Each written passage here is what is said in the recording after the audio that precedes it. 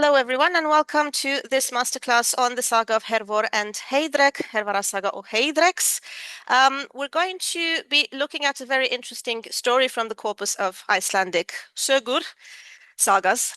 Yeah, we're going to try to analyze a couple of aspects that are relevant for this very interesting saga because it contains some topics that, as you will see, are more, sort of like a puzzle, so to speak, both medieval and from older times. Let's get started first with this concept of legendary sagas. So in Icelandic medieval literature, we have a classification of the stories that were written between, let's say, roughly the 13th century and the 16th century into multiple categories. For example, the family sagas, the legendary sagas, the chivalric sagas, the king sagas, and so on. So these are the legendary, the group of sagas to which Hervara saga or Heidrek pertains is called the Fornaldarsögur Norðurlanda. So this is basically a diverse group of Old Norse Icelandic narratives that are set not in Iceland, but rather in Scandinavia's very distant past. So we're dealing specifically with a time before the settlement of Iceland, which was roughly in 870.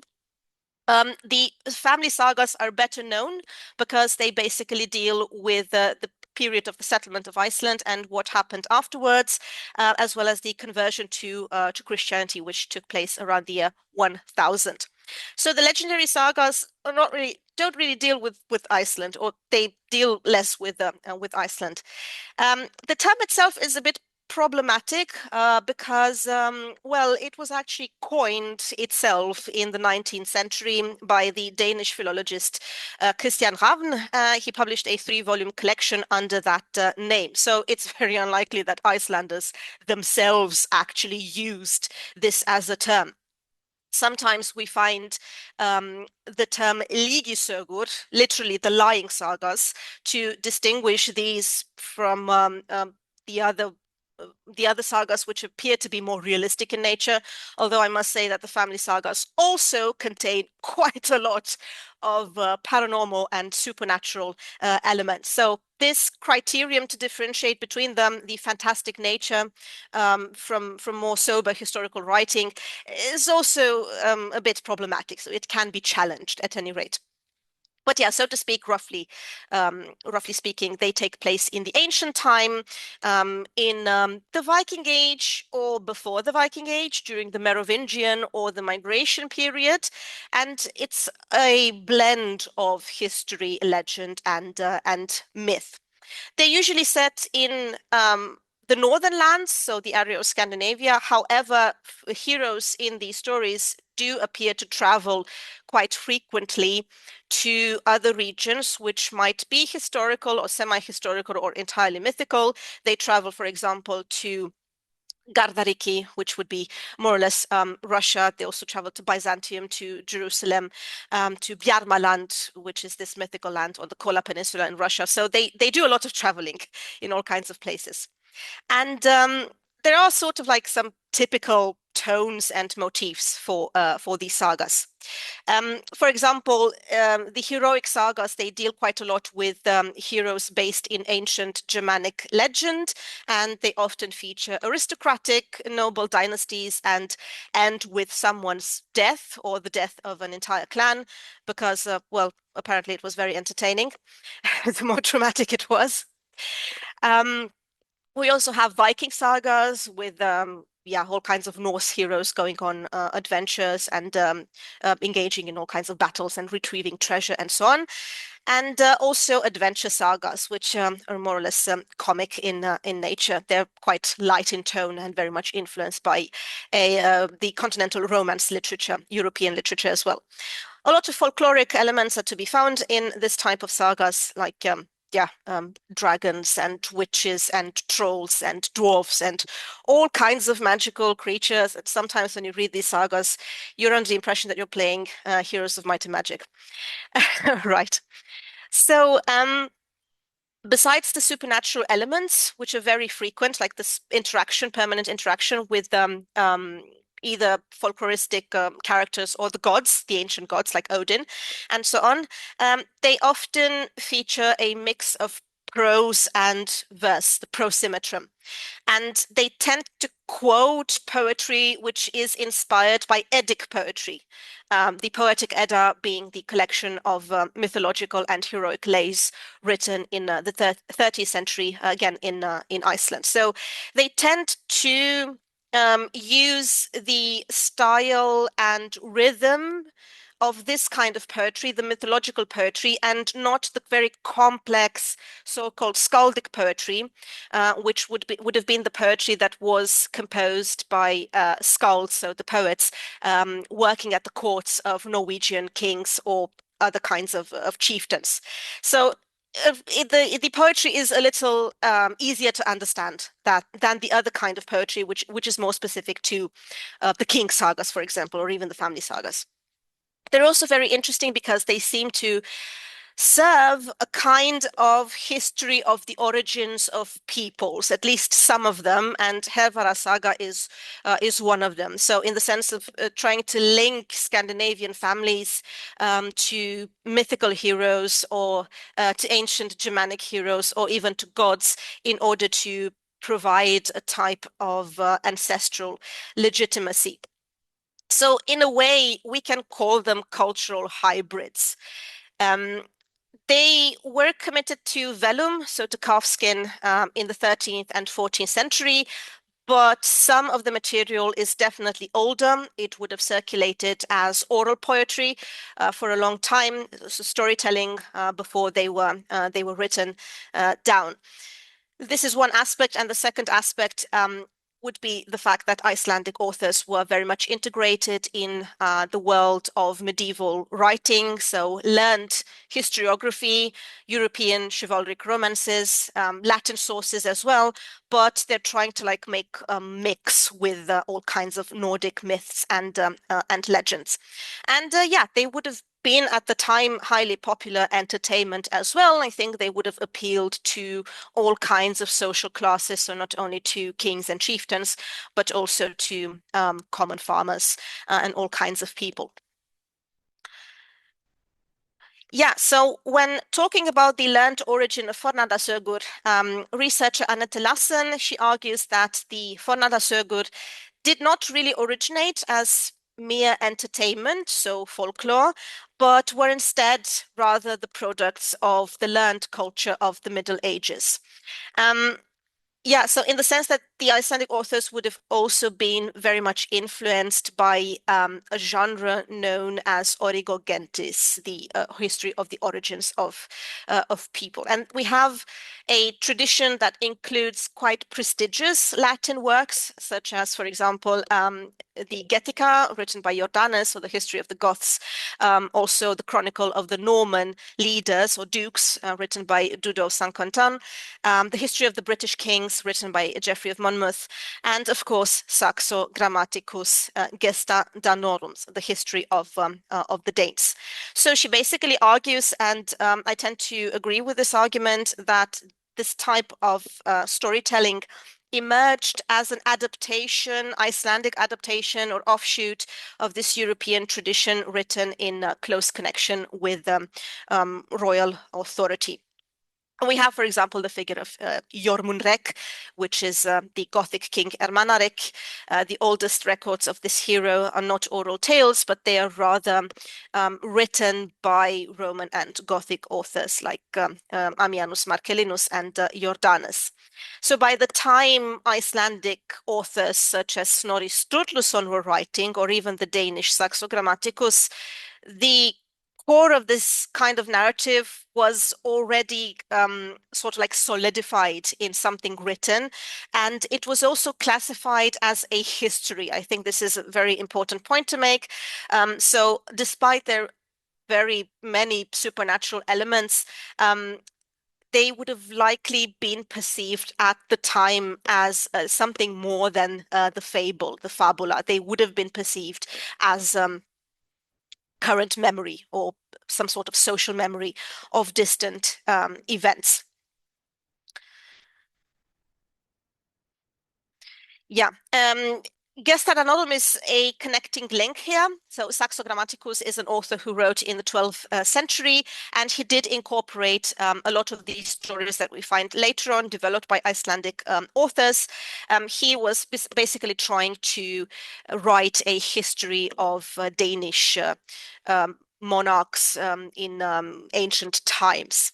And his work would have inspired the Icelandic von Adasögur as well. It was a monumental project. It was commanded by King Valdemar, so it did have a political motivation as well.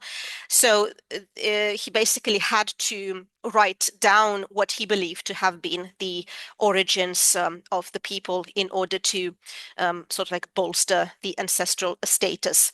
Also, an element of this kind of sagas that you're going to find a lot with Snorri Sturluson, the one who wrote the Prose Edda, for example, is the fact that some of the gods and some of the heroes have a Trojan origin, for example. This was something very, very common in the Middle Ages. So trying to identify the Norse gods as being some sort of Asian immigrants from Troy. This, yeah, from a contemporary perspective, this is total gibberish. But back in the day, it would have been an attempt at prestige building. Because if you think about it, the North in the medieval world is sort of like this marginal world that was in search of its own identity. And the best way to do it is to try to create these links to more classical traditions, so to speak. So yeah, that sort of story, the Origo Gentis, or at least elements of it, we can find in a couple of sagas. In Hervara Saga or Heidreks, about which we're talking today, but also in Skjoldunga Saga, for example. This is a lost saga providing a prehistory of the Danish kings, and it was likely also meant to cover the legendary past of the Northmen. And yeah, we also have some elements in better known sagas, for example, in the Volsunga saga and Ragnar saga Lothbrokar, the saga of Ragnar Lothbrok. Um, However, we also need to notice that they don't really preserve the realistic tone from other sources, like I said, from in comparison to the family sagas, which really tried to present themselves as being a facsimile of life and to like show life in medieval Iceland as medieval Icelandic authors at least would have perceived it. The legendary sagas are perfectly comfortable with adapting and integrating all kinds of fictitious departures. On the other hand, we shouldn't regard the legendary sagas as fabulation either, because, yeah, as we have seen so far, they seem to be quite a sophisticated product as well, and they do seem to have been very well connected with other traditions in medieval Europe as well. So they got a bit of a bad reputation, basically because of Ravn, I mentioned earlier, who wrote about them in the 19th century, and he was hell-bent on showing that these were just folk tales. But yeah, back in the day, they would have been a little more than folk tales, so likely also historical chronicles in a way.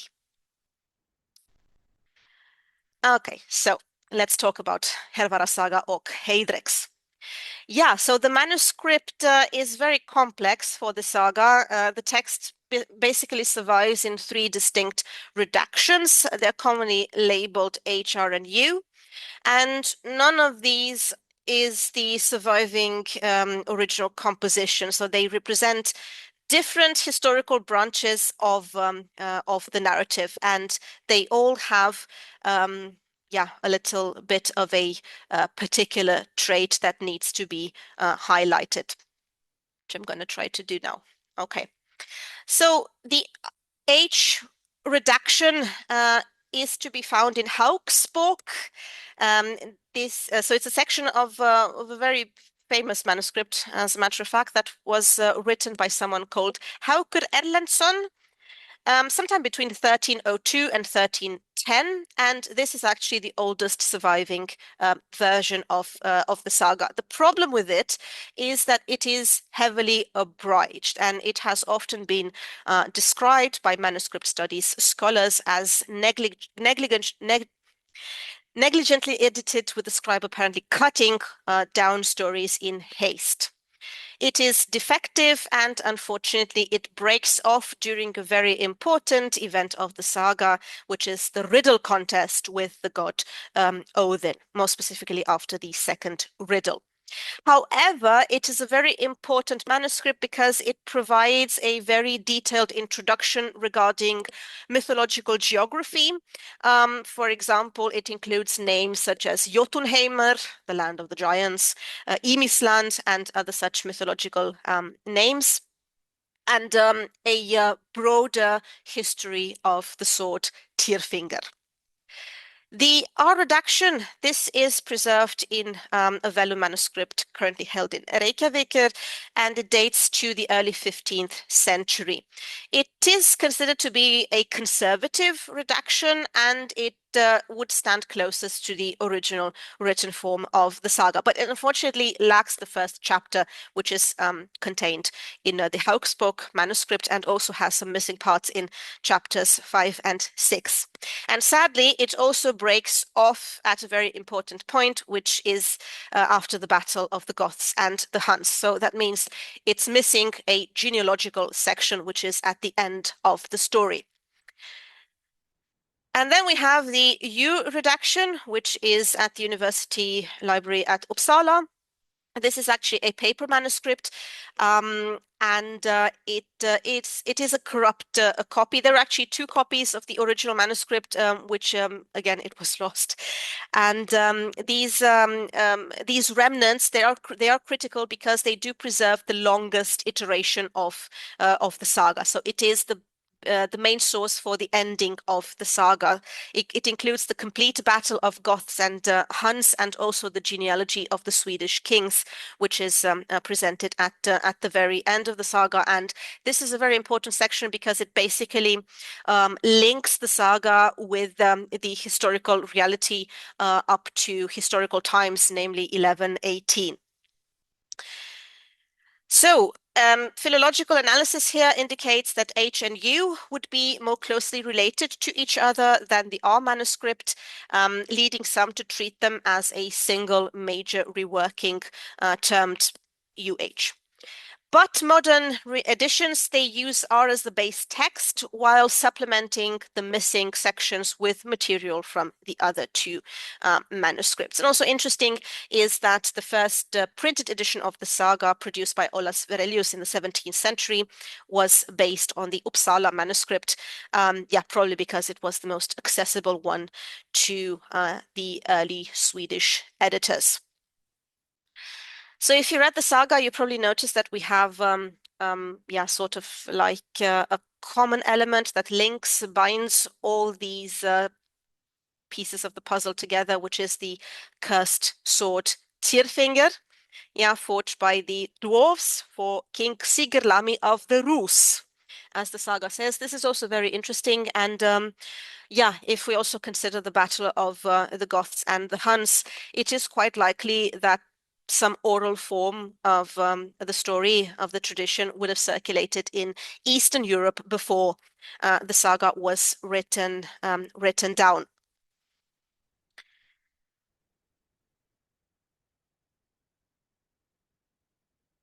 There's a very nice description of this sword at the beginning of the saga. It is said that it shines like sunlight. It cuts through everything, and it must kill every time it is drawn. And then, if you look at the appendix of the edition by Jackson Crawford, you're going to find also the story of how, sorry, of how it actually causes King Sigurlarmi to die at the hand of the berserker Angrim. The king sees a pair of dwarfs at some point, and as you can see in all legendary sagas, the dwarfs are creatures that apparently live in stones, and he prevents them from going back into the stone unless they forge this sword for him, which turns out to have been a very bad idea because it basically destroys an entire family. But yeah, it's a very cool sword, so I think we can live with that. So yeah, the most important part about this sword is that it cannot be resheathed until it has killed the man. So yeah, Sigurdarmi is a king. He has a daughter called Eyfura, and Eyfura marries this berserker Viking chieftain called Angrim, who inherits Tyrfingr. And they settle on an island and they have 12 sons. They're all berserkir. Yeah, in the legendary sagas, that was actually not really a good thing. The figure of the berserk is really presented as something negative. They're very disruptive figures. They're monstrous figures. They don't really enjoy order, and they always try to disturb the communities wherever they go. At any rate, the eldest and most famous of these berserker type figure is Angantyr, who receives Tyrfingr from his father. And then we have the event with the Yule feast, when the brother of Angantyr, by the name of Hjorvard, he swears an oath to marry the daughter of a king, King Ingjald of Sweden. Yeah, Yule feasts were generally events where you had to swear something, apparently, at least according to saga literature. We're not sure of whether this was really a thing, but yeah, it does appear that they were like symbolically charged, and the oaths you would swear during Yule times or midwinter, these were oaths that should really be kept. Otherwise, something really bad is going to happen to you. Yeah, so he swears to marry this daughter of a king, and thus he travels with his 11 brothers to Uppsala to claim her, but faces competition from a champion called Hjalmar. He is someone who apparently is the most important person from the retinue of the king. When the king asks the daughter to choose, and she selects Hjalmar, the man that she knows, over the berserkir, known only by the evil reputation. Things turn to the worst because Hjorvard challenges Hjalmar to a duel on an island which is called Samsø. Samsø is also sort of like a mythological place in the sagas because a lot of magically charged things happen here. I can think of one relevant example, which is the hint that Loki makes in the poem Lokasena, which can be found in the Poetic Edda. Loki refers here to some evil doings of Odin on this particular island, and he criticizes Odin for behaving like a witch or something like that. So at any rate, it was a magically charged place. Yeah, they attack the ships, they kill all the crew, and then we have another hero that has a saga of his own called Orvar Odd, Arrow Odd, and he is the one who is going to engage Hjalmar. Hjalmar dies after speaking a death poem. That's also something you often find in these sagas.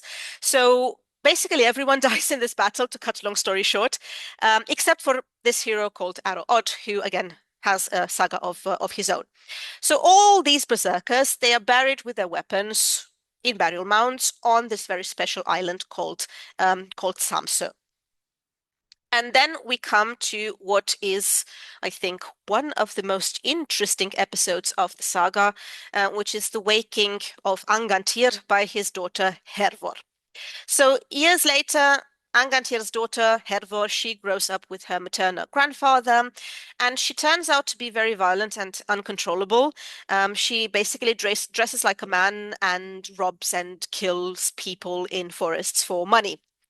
And there is one point where when slaves start mocking her because she doesn't really have an important heritage, or so they say. She investigates a little bit if that was true or not, and she finds out about her true heritage. Yeah, then she joins a Viking crew. Again, she disguises herself as a man, and she goes to Samsø because she wants to speak with her father and get her heirloom. She goes ashore alone at sunset and she encounters a shepherd, and this shepherd is quite terrified because he knows of the supernatural activity going about in the vicinity of these mounds. He knows that the graves are sometimes open, there are fires burning everywhere, and so on. However, she does not listen and she confronts her dead father in his grave. She demands Tyrfingr. The undead Angantyr, he tries to dissuade her. He does warn her that the sword is going to destroy her entire family, but she persists despite the supernatural horrors that she witnesses. Finally, Angantyr gives in and hands her the sword, and he also prophesies that the sword is going to cause three great evils, and that her son Heidrek is going to be, nevertheless, the mightiest man under the sun. Afterwards, Hervor does not go back to her Viking activities. She actually returns to her female activities, and it's also quite interesting that the author doesn't really have a problem with that. In other sagas, we see women transgressing social norms and they're more or less subtly criticized. But here the transition is quite smoothly. So she had these Viking activities and then she goes back to being the daughter of an important chieftain. And yeah, then it's all settled. Um, she marries Hovund, who literally means something like chieftain or judge, and they have their son Heidrekr. They also have another son by the name of Angantyr. There are a lot of Heidreks and Angantyrs in the story.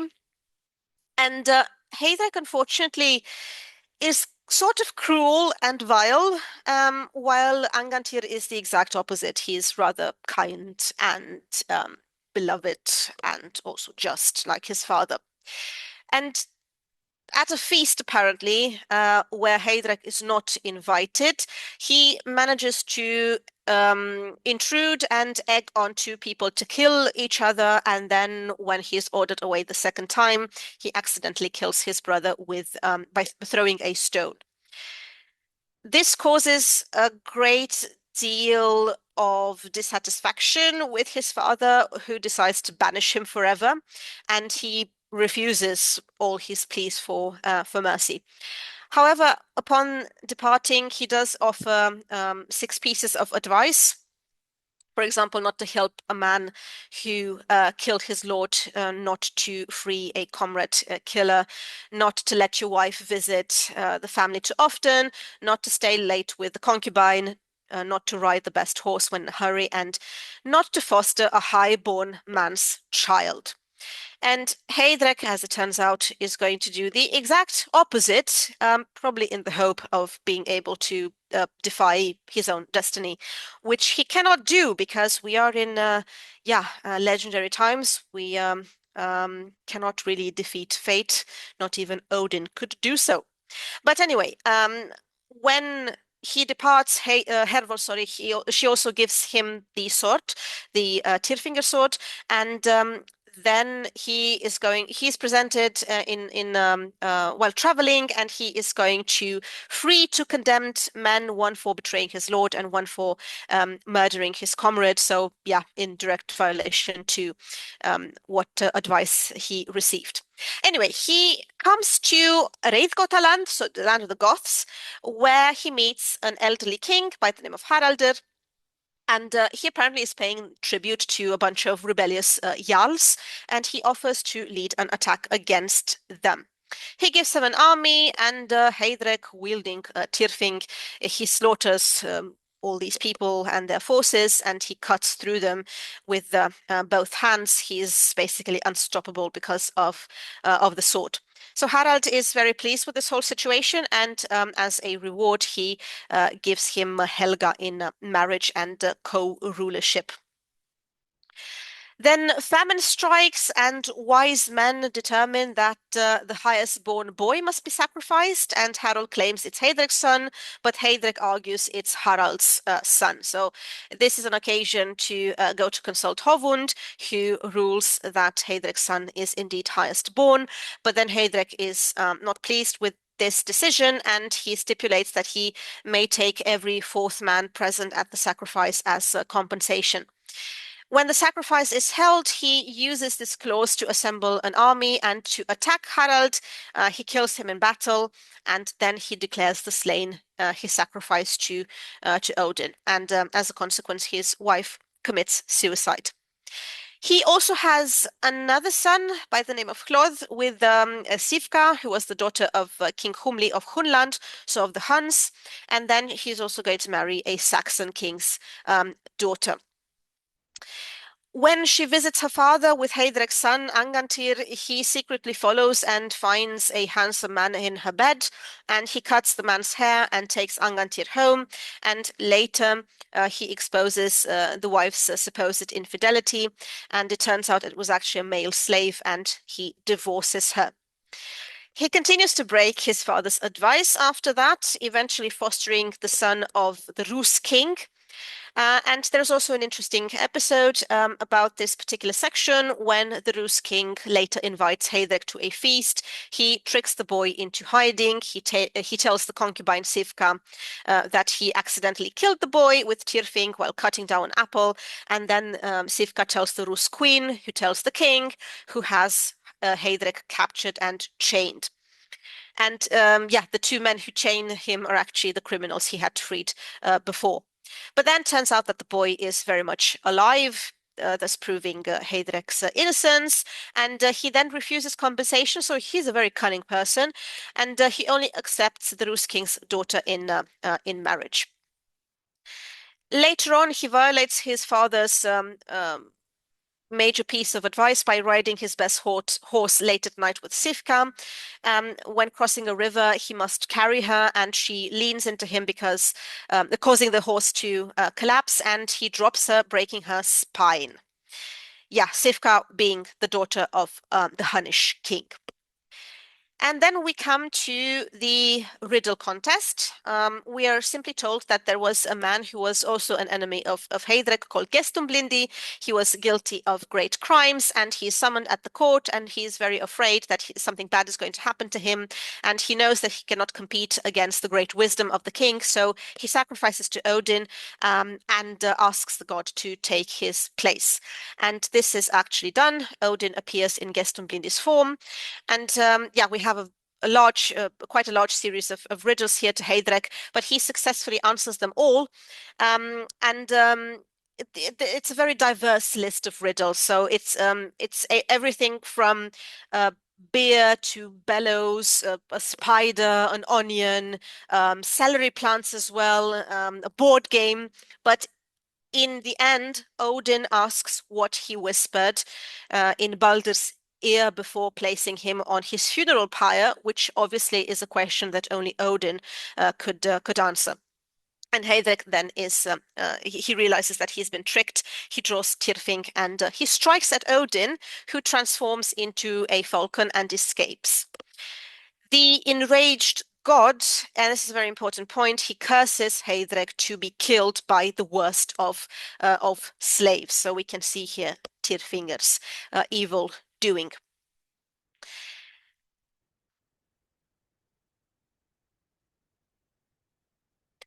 And this is a curse that actually comes true because 9 captured slaves kill Heidrek in his bedroom, and they also steal Tyrfing and his treasure, and then his son Angantyr, he becomes king, and he swears not to sit on his father's throne until he has avenged him. Angantyr then traces the slaves to a river where he overhears one ask for a fishing knife, only to be told to use the sword from under the headboard, so Tyrfing, and he draws the sword to cut the fish's head. He says something like, a pikefish has paid for when Heidrek was killed under the Carpathian range. And Angantyr waits until night and then attacks their tent and recovers Tyrfing after killing all of them. He then holds a great feast at Ornheimar on the Dnieper to honor his father. In the meantime, his half-brother, Hlod, the one Heidrek had with Sivka, he grows up a fine man in Hunland, and yeah, the saga notes that he possessed all kinds of treasures, such as a ring-decorated helmet, sharp sword, a well-tamed horse, and so on. And because he was so noble and important, he decides that he should claim the inheritance from Angantyr. So he says that he deserves half of the riches and of the lands. So he rides with the great army, arriving when Angantyr is feasting, and he makes this demand, so half of the livestock, the treasure, weapons, and so on. But Angantyr refuses, stating that the white shield must break and the cold spear meet another of its kind, and many a man kneel dead in the grass before he splits Tyrfing in two. And he offers some generous gifts, horses and shield bearers, treasures, and so on, a third of the lands, but this turns out to be unacceptable.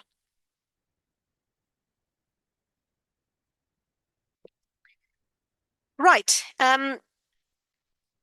The foster father of Angantyr, he is very angry and he calls Hlöð basically the son of a slave woman, which insults Hlöð and would have been something that was also worth avenging.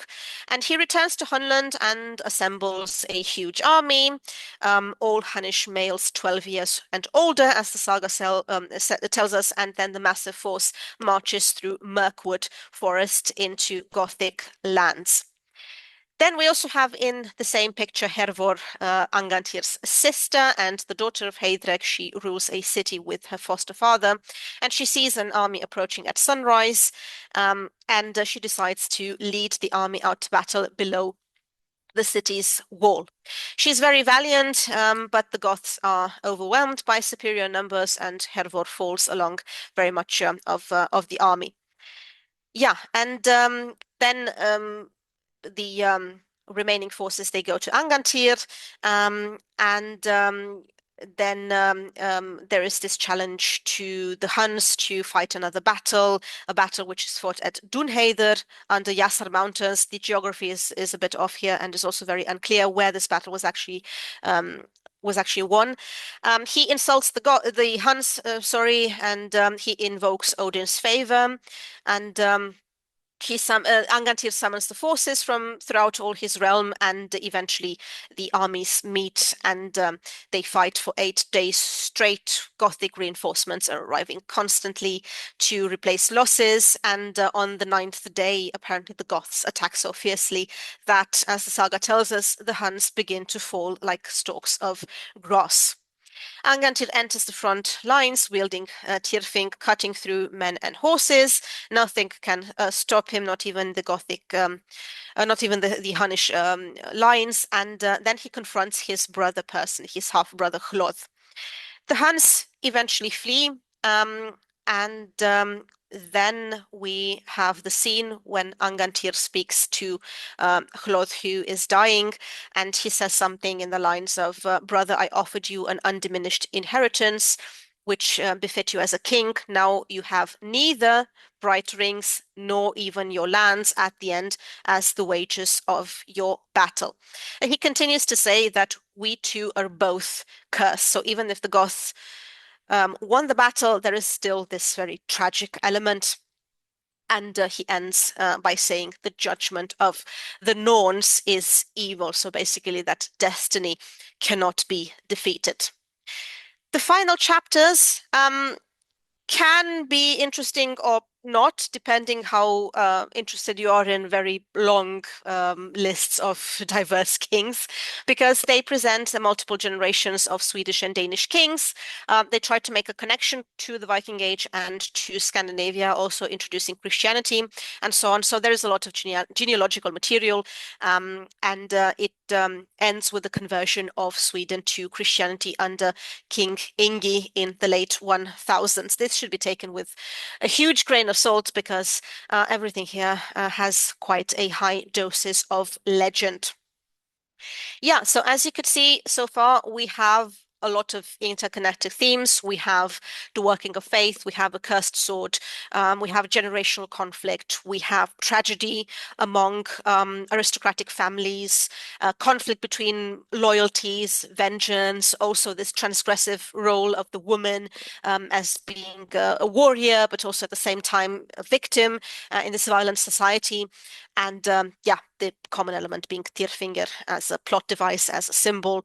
So basically, embodying this self-destructive nature of violence and the fact that nobody can really escape the consequences of past actions. If you're wondering what inspired the saga, because it has so many elements, especially these poems, which are extremely interesting, so the battles of the Goths and Huns, the riddles of Gestumblindi, and the Waking of Angantyr, it seems to be a composite of materials here. Likely they weren't originally related to one another, but this came later as Icelandic authors became more knowledgeable of the material, and they tried to like structure it around poetic clusters, so to speak. So yeah, the death song of Hjolmar at the beginning of the saga is something we also find in other sources. For example, in the saga of Arrow Odd. Then we have Hervor or the Waking of Angantyr. This also seems to be an archaic poem. So it's the poem where she talks to her undead father. The riddles of Gestumblindi, they likely circulated independently before being integrated into the saga story, and it's also quite a unique case in Icelandic literature. So the wisdom contest between a king and the god Odin is this is quite unique. Although we do have one more example in the poem Vafthrudnismál, but this time we have a giant competing with Odin, and it's really not the same kind of riddle. It's more like them asking each other mythological about mythological content, so not the way we have it here. Yeah. Then we have the battle of the Goths and the Huns, and this is actually the one that is considered the oldest one, predating the other ones because it preserves some linguistic fossils, like the name of the Carpathian Mountains, Harvarðafjall, and also some other linguistic features that can be compared with old poems from the Poetic Edda, for example, Hamdismál. And speaking of the migration period, there's also a hint in Old English literature in the poem with Sith parallels for several characters. This is a poem where we can find Heidrek, Hlöð, and Angantyr as well. So probably these would have been figures that were very well known across the Germanic-speaking world. The name of the sword, Tyrfing, as well, has arisen some questions, namely the relation between Tyrfing and the name of a Gothic, I don't want to call it tribe, let's call it group of people, called the Tervingi, as well as the Greeting region, also called named in the saga, which might remind us of the other large group of Goths, the Greutungi. We also have Saxo Grammaticus in the story, of course. In his Gesta Danorum, there are some references to some of these things, for example, the island of Samsøy, and also to a few of these heroes. So this again shows us that there would have been a Scandinavian tradition recuperating some of the elements that would have circulated during the Merovingian and migration periods as well. And like I said at the very beginning, we have this idea of the Origogentis, the saga functioning as a kind of history of the origins of peoples, especially if you look at the EU manuscript, which is clearly inspired by the model of Latin works, such as Geoffrey of Monmouth's Historia Regnum Britanniae. So yeah, the author tries to incorporate a lot of elements in the saga. We also have a lot of folkloristic elements. As you've seen, we have the dwarves, Dvalin and Durin. It's very fairy tale-like, the story in itself. And my favorite scene, the one with the mount breaking episode. This is again something that you find quite often in legendary sagas. So this idea of people, ancient heroes, still dwelling in their graves, especially in their mounds with their treasures. And then there are these champions who are after those treasures, and they go and break in the mount. So this is not just an allusion to grave robbing, which would have been quite prevalent at the time, both in the Viking Age and in the medieval period. This shows us, metaphorically speaking, that these people had quite a problematic and difficult relationship to the past, because they had this obsession with either recuperating things that they would have considered things of quality, and the objects themselves would have had some form of agency or would have preserved a part of the personhood of the people who were buried with them. Yes, Hervor, as you've seen, she was quite obsessed with the sword, and she does not give up until her father actually hands it over. And yeah, speaking of the sword, Tyrfingr. Tyrfingr we find at the beginning of the saga in the R manuscript, and the extended version can be found in Housebook. So it is the sword that is forged by the dwarfs, and she keep saying she, although that wouldn't be that wrong, because like I said, these objects do tend to be personified quite a bit. Right, so it is linked to three specific evil deeds, and I just wanted to show you a little bit of the text in Old Norse, and yeah, have a look just for you to get a flavor of what it would have sounded like, and maybe you can recognize some words at any rate. So this is from chapter 1. Sigurlami het konungur reð fyrir Gardariki. So there was this king called Sigurlami who ruled. Gardariki is the name of the kingdom of the Rus. So it is somewhere in the area of Ukraine and Russia. Hans dóttir var Eivura, allra møya var fríðust. His daughter was Eifura, who was the most beautiful of all women. Þessi konungur hafði eignast sverð það að bergum Tynfingur hét og allra var bitrast og hvert sinn því var brugðið þó listja svo sem af sólargeisla. So he acquired a sword from the dwarfs of Dvergum called Tyrfingr, and it was the sharpest of all swords, bitrast, and whenever it was drawn, it shone like a ray of light, solargeisla. Aldrei måtti hann svo hafa beran að eigi yrði hann mannsbanni og með vörmu blóði skildi hann jafnan slíðra. And that blade could never be unsheathed without killing a man each time, and it always had to be sheathed with warm blood on the blade. En ekki var það kvikt, hvorki menn ne kvikvendi lífa metti til annars dags, ef sår fekk af honum, hvort sem var meira eða minna. And no living thing, either human or animal, could live to see another day if it was wounded by that sword, no matter if the wound was large or small. Aldrei hafði hann brugðis í högi eða staðarnúmið, fyrr hann kom í jörð og svo maður hann bar í orrustu mundi sigur få ef honum var vegið. Þetta sverð frægt í öllum fornsögu. So the sword had never left a swing uncompleted or failed to cut all the way through a man to the earth beneath him, and the man who bore the sword in battle would be victorious if he fought with it, ef honum var vegið. And the sword was famous, frægt, in all of the sagas.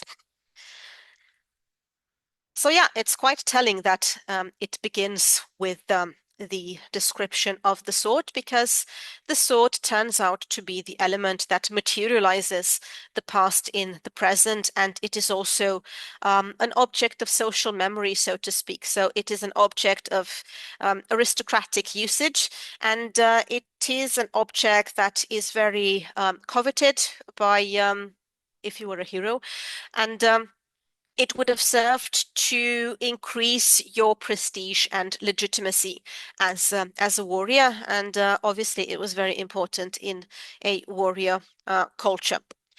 So to summarize the evil deeds, well, first of all, we have the duel on the island of Samsø. So the slaying of the hero Hjalmar by Angantyr, who used the sword. And his blade, although he also died, dealt Hjalmar a mortal wound to the heart. So it fulfilled the requirement that every time it is unsheathed, it had to kill. And then we have the killing of the other Angantyr, so the brother of Heidrek. Yeah, it is described in one manuscript as an accidental death, but in the other two, it is linked quite directly to the curse pertaining to the sword. And the final deed takes place at the end of the saga during the battle of the Goths and the Huns, when Angantyr, the third one, the son of Heidrek, uses Thyfing to kill his own half-brother during the dynastic dispute. And yeah, this Angantyr actually acknowledges the power of the sword and the ancestral curse that once again forced kinsmen to kill kinsmen. In the Hauksbok version, the dwarves are the ones who curse the sword, and this can be clearly seen in the episode preceding this whole story. So when the original owner, Svavarlami, has his hand cut off by the berserker Angrim, and then Tyrfing is used to kill him. So yeah, this is a very good example of a sword with agentic powers. It is not the only one. If you read other sagas, for example, the saga of Hrolf Kraki, you're going to find Skovnung, for example. Skovnung is again a sword that bites, and it is also said that it was in its nature to sing aloud when it tasted bone, so it also has a sort of like magical presence. And Skovnung, the sword of Hrolf Kraki, is a sword that we also find in other sagas. For example, there is one episode I particularly like when it is described what sort of ritual you're supposed to perform for the sword to actually work in Cormac Saga. It had a healing stone as well on it, and apparently you had to twist the pommel in a particular way so that a small snake came out of it and then be able to go back inside. So something very bizarre, but at any rate, it's this whole idea of the sword being agentic and a whole personality being linked to it.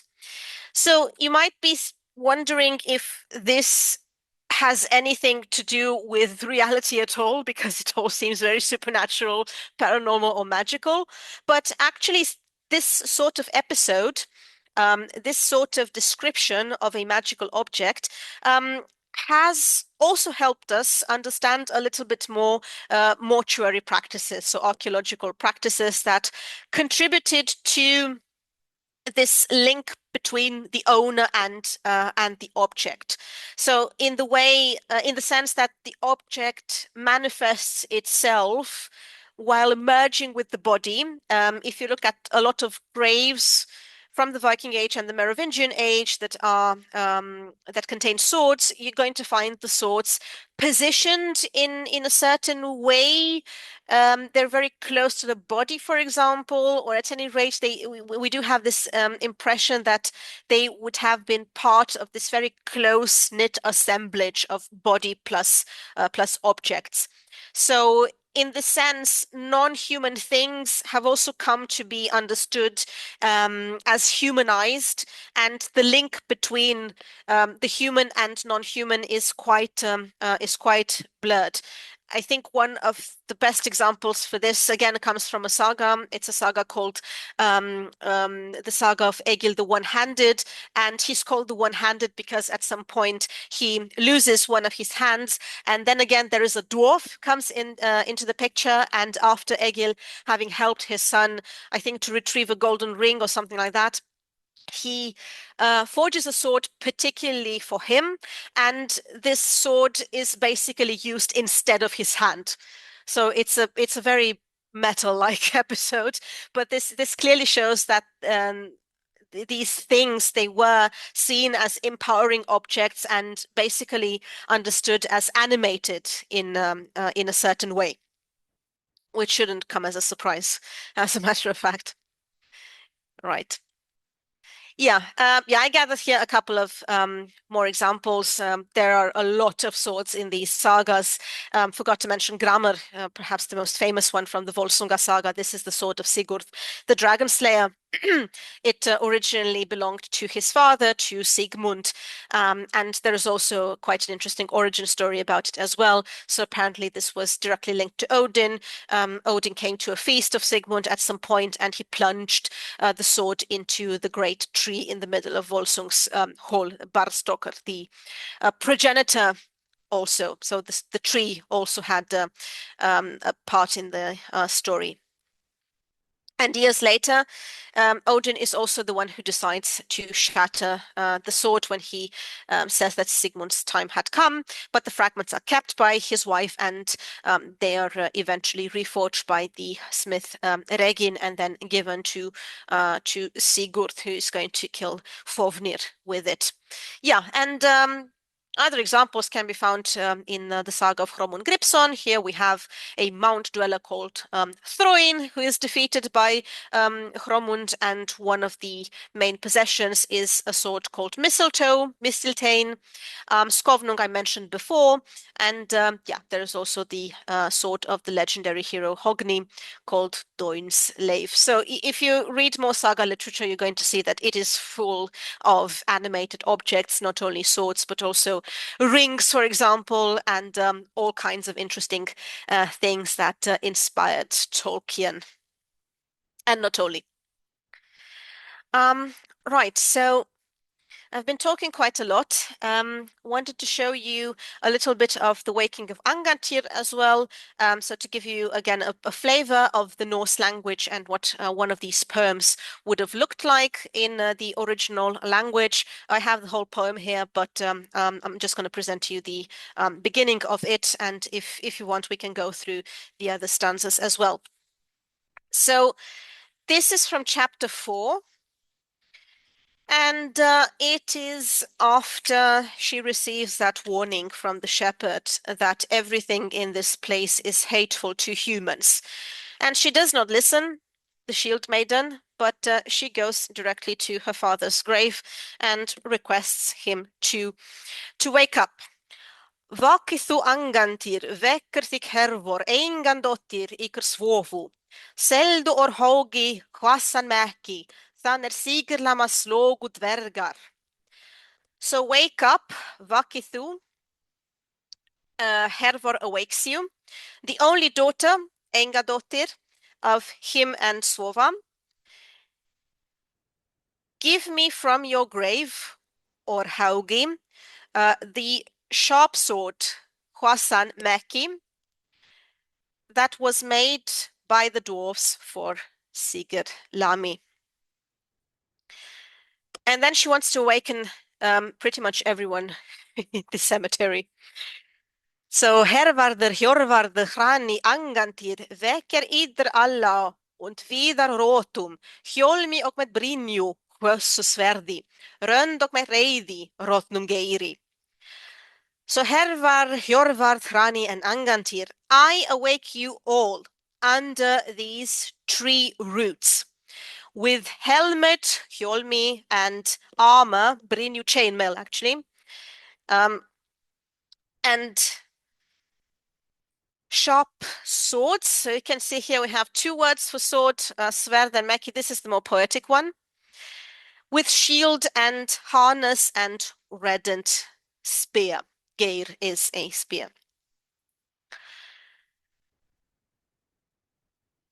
Mjök eru ortnir Arngrims sinir. Megir menjajarnir at moldarauka. Engi gerir sona eirvu with mik mela I munarvogi. So the sons of Angrim, the berserker from the beginning of the story, are reduced. These cruel men are nearly dust now, Moldarauka. None of the sons of Eivira will speak with me in Munarvog. Yeah, and then basically the conversation continues in the line of Angantyr telling her daughter on multiple occasions that she has gone completely insane and that she's out of her wits. If she wakes up dead men, that would have been a dangerous thing to do. And yeah, according to other mythological sources, you would have required some special powers to do so. So Volur, for example, the prophetesses, they have a talent in necromancy. Also Odin. But other than that, for people to do that, it would have been something very dangerous, probably having to do with the dead belonging to this liminal space um, between life and death, in the sense that in this particular section, they are undead. Yeah, they're mound dwellers, so they seem to be actually living in these mounds at the time. So it was quite a dangerous thing to do to get in touch with the undead.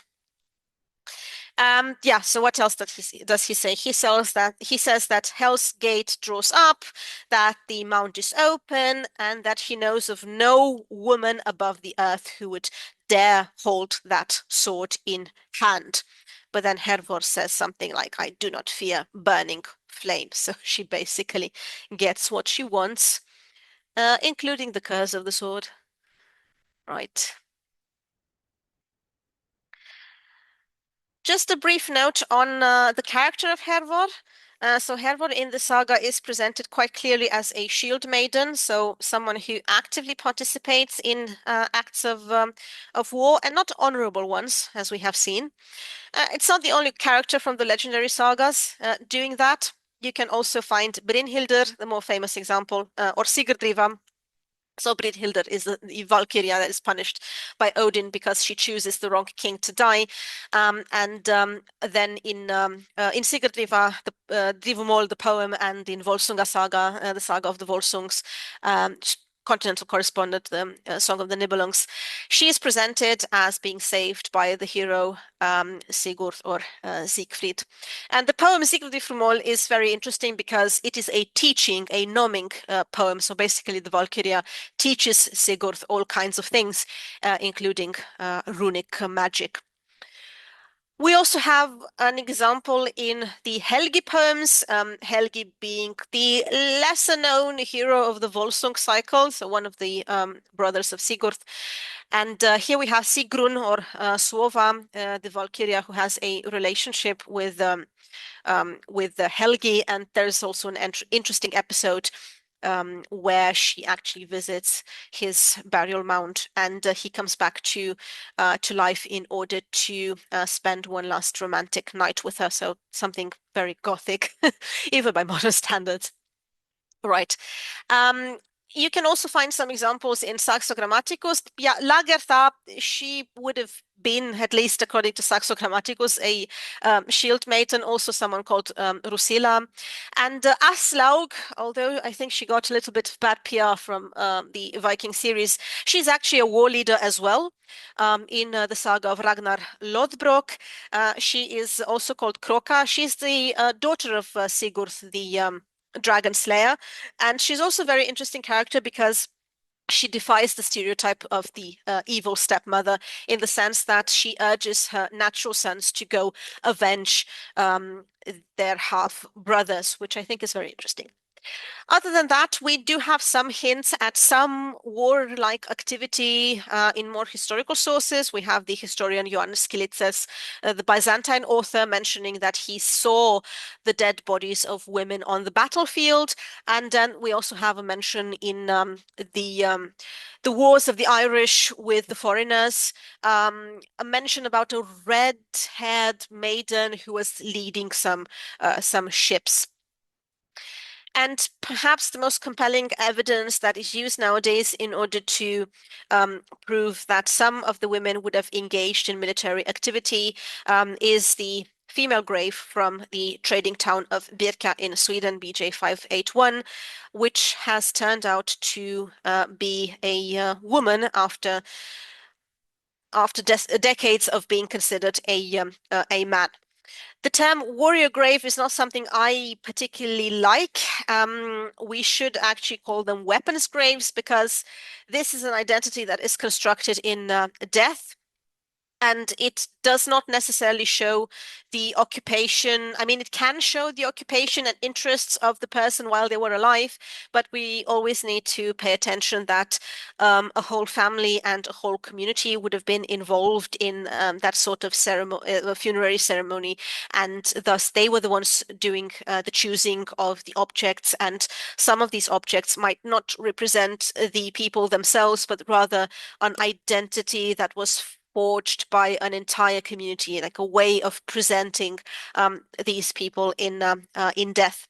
But at any rate, even if we have these examples, they do not show that we're dealing with large-scale activity of female warriors. But yeah, it would have been something rather singular. And in the legendary sagas, this trope, this literary motif is also shown to criticize women or to criticize their lack of adaptation to societal expectations. The author of Hervor Saga is actually not that preoccupied with that, but we find other strong female characters, or at least females who try to have more agency, who in the end lose it completely or are seen in a very negative way. In the saga of Hrolfkraki, for example, we have Queen Skuld, who's a very powerful queen and witch, and she has a lot of agency in the sense that she makes her own decisions, and she's the one who kills the king Hrolfkraki, but she's seen very negatively by the author of the saga. Yeah, yeah. So we need to pay attention because sometimes this was just a literary motif and nothing else. And I am going to end this with 2 or 3 words about fate.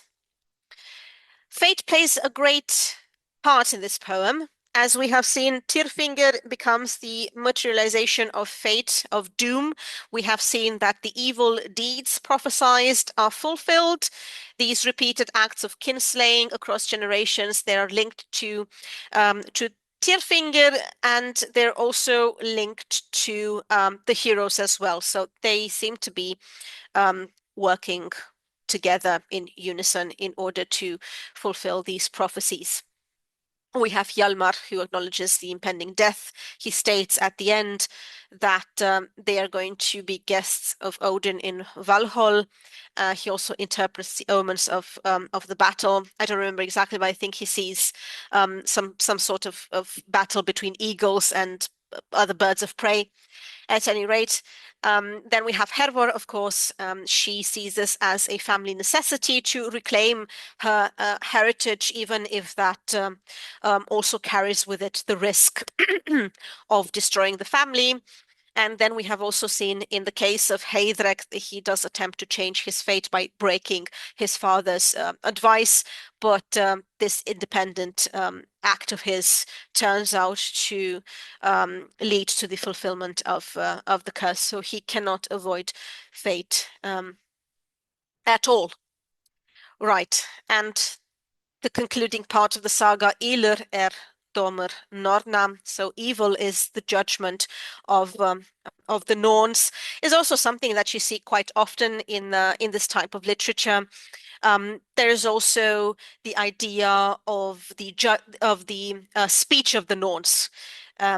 So something that needs to be spoken in order to be activated, and this is seen in the many prophecies throughout the saga literature, or dreams, or something like that. So ultimately, fate determined the manner of death and the moment of death. What it did not dictate is how a person faced it. So the Norse ideal was, in essence, to meet an inevitable, often very tragic fate with a sort of stoicism and defiance that ensured one's reputation would survive long after you perished.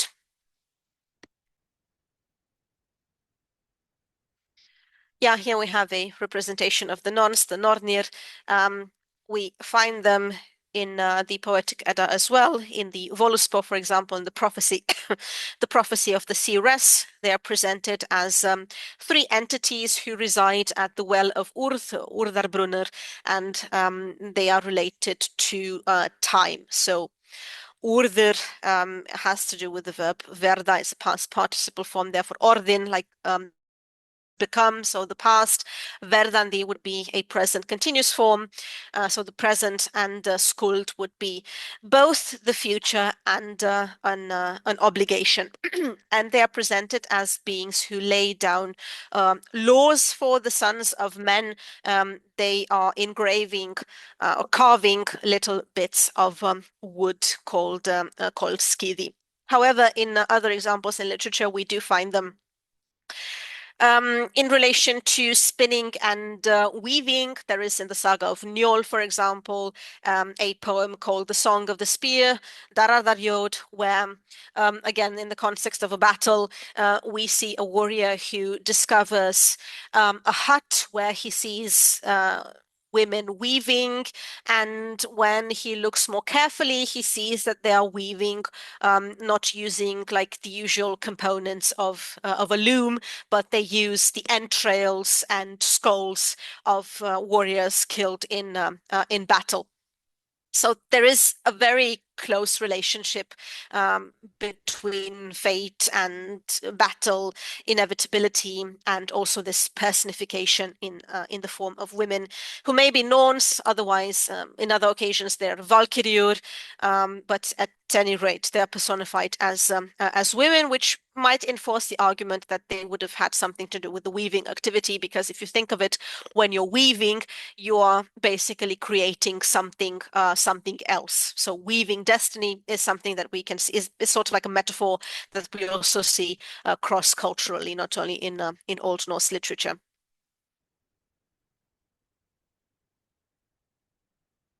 Okay, this is really the last thing.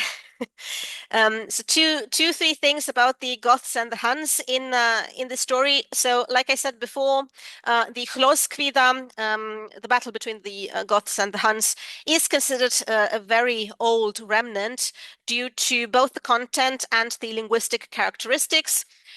Yeah, for example, we have the term for Carpathians, the Harvardarfjöll, and this is something that would indicate a consonant shift that would have been completed long before the recorded attestations of Germanic languages in the mid second century. So this would suggest that we are dealing with very old material. And yeah, for example, we also have words like Tapastadir, which would be the region around the Dnieper, and also words such as Basmir, which is not an Old Norse word. It seems to be a loan from either a Slavic language or something of the sort, meaning scarf or printed linen. So these bits of information they hint at an old origin, and also the historical names of the Tervingi and Greutungi, which also seem to appear in the saga. They're found in classical writings. Yeah, the poem hints at some migration age context at any rate. So it is believed to go back to the ancient wars of the Goths on the northern shores of the Black Sea during the late 4th and early 5th century, after the Huns first appeared. And yeah, we also had that connection with the Old English poem with Sith. There is also an interesting connection with a rune stone called the Rök stone, which is quite terrible in terms of contents, because it is written in a very puzzling way. It appears to be a riddle referring to 9 kings, but at any rate, we do have the term Hreidgotar appearing on the stone as well, and the stone is from the 9th century. So this is also like an indication that yeah, the stories about the Goths would have circulated long after the 4th century. So yeah, the Goths, as you probably know, they encountered the Huns around 350 AD, and they were driven towards the Roman Empire, towards the Danube border, and basically the Huns caused what could be called a refugee crisis from a contemporary point of view. And then the Tervingi Goths they attempted to resist the Huns, but they were taken by surprise, and then they essentially decided to request help from the Roman Empire, the Goths that were led by Fritigern. And the relationship with the Roman Empire was also quite problematic. They do end up sacking Rome in 410. Anyway, I'm not going to go into that. I'm just going to mention the fact that in the saga we don't really know what battle is referred to. It's very difficult to tell because we don't really have details about that because the saga is very much focused on the conflict between the families, so between clans. So it doesn't go into detail at all. So we only have a very vague idea about a battle having taken place between the Goths and the Huns. We have some good candidates for it. For example, the Battle of the from the sorry, of the Catalonian fields in 451. There was an alliance of Romans and Goths at the time, led by General Flavius Aetius, and the Huns were defeated. And then the second candidate would be the Battle of Nidau in 454. With help from the Gepids as well. They basically defeated the sons of Attila, and the long-term consequence would have been the disintegration of the Hunnic Empire, which was already in disarray at the time. So yeah, that's sort of content we are dealing with, and yeah, in my opinion, a very interesting puzzle that the saga is trying to compose with all these elements that are brought together. Yeah, I can see here the extent of the Gothic migration. So we have this material culture called the culture, which would have been in this area, so comprising Ukraine, Romania, the northern Black Sea at any rate. And this is related to what later develops as the Ostrogoths and Visigoths, but at the time, so 3rd century, these would have been smaller communities of Goths, which tend to unify in these two larger groups of Greutungi, who would have been further to the east, and Tervingi, who would have been closer to the Danube River. So maybe it was sort of like a story that circulated in this area of the Rus in the Viking Age as well, and then it got picked up by some of the Viking travelers, and then it sort of like developed in a snowball effect, so that it reached the Icelandic authors as well. Or, as already stated, it would have been rather a learned tradition. So Icelandic authors rather coming in contact with written sources, classical sources, via Latin historiography in the medieval period. So it wasn't really the oral tradition that was most important, but rather their contacts with continental Europe, and that is how they got in touch with that kind of material. Okay. Yeah, that was it for me. I hope it was useful. I hope it was informative.